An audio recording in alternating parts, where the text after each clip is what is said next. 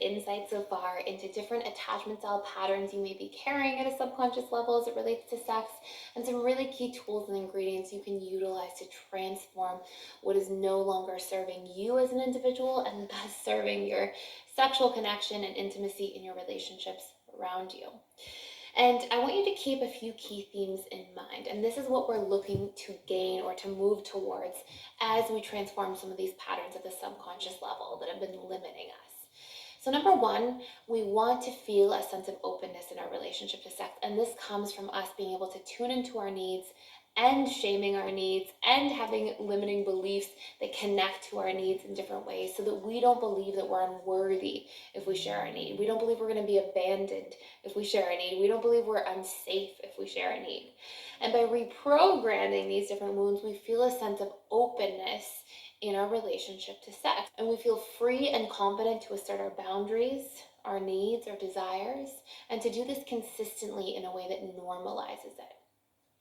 When we have this greater absence of these painful beliefs or core wounds that are interfering in our connection around sex, this also allows us to be more present and allows us to tune more into our own experience and the experience of somebody else.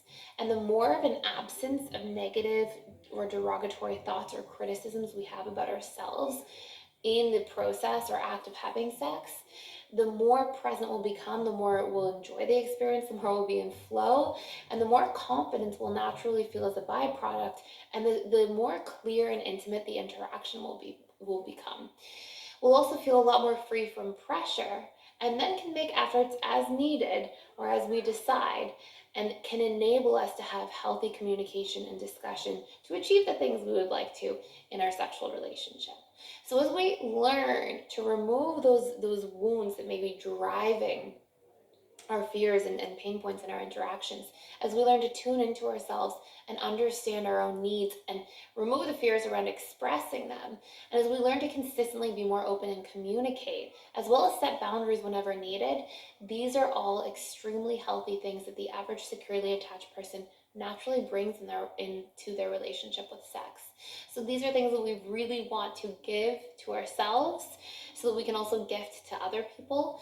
And the more we allow ourselves room to do this work, the more we're going to feel like we can truly transform in our relationship to sex as a whole, which will inevitably affect the other pillars of intimacy we have in our relationships collectively.